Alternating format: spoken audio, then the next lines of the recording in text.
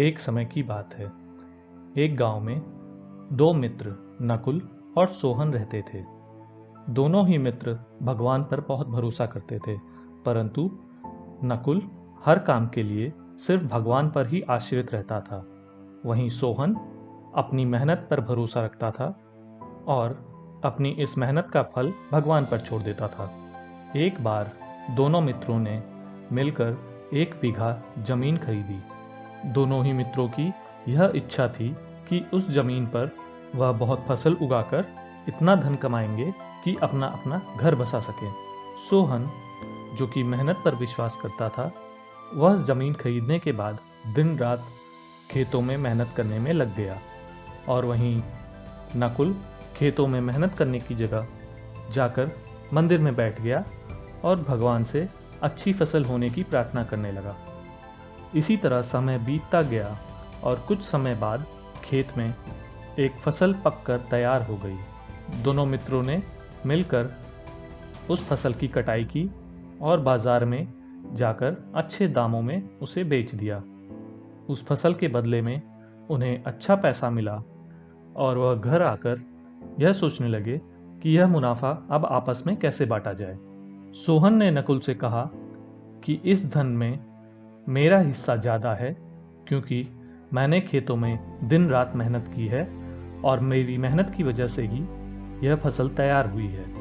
यह सुनकर नकुल आग बबूला हो गया और उसने कहा, नहीं, धन का ज़्यादा हिस्सा मुझे मिलना चाहिए, क्योंकि मैंने दिन रात मंदिर में बैठकर भगवान से प्रार्थना की है और इसी वजह से हमारी फसल इतनी अच्छी तैयार हुई है।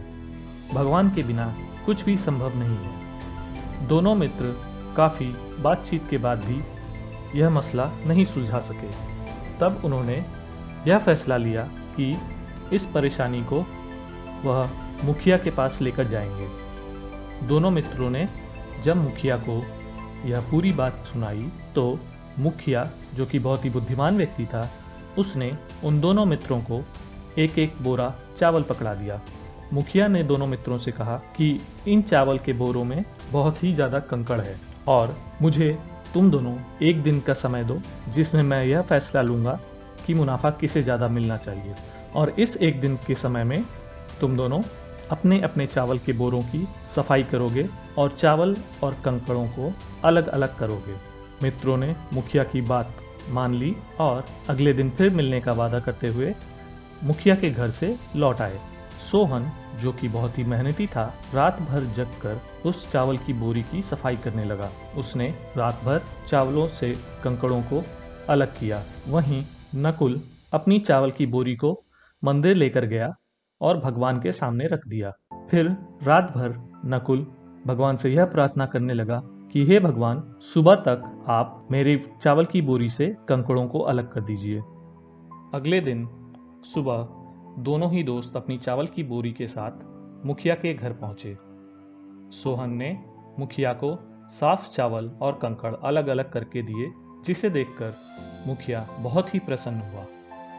वहीं नकुल, जिसने अपनी चावल की बोरी खोली भी नहीं थी, उसने मुखिया से कहा कि मुखिया जी, मुझे अपने भगवान पर पूरा भरोसा है, इसलिए मैं जानता हूँ कि जब मैं यह बोरी खोलूँगा तो इसमें चावल और कंकड़ पहले से ही अलग अलग हो चुके होंगे। यह सुनकर मुखिया ने नकुल की जब बोरी खोली तो उसमें बहुत ही ज़्यादा कंकड़ निकले और चावल और कंकड़ अलग अलग नहीं दिखे।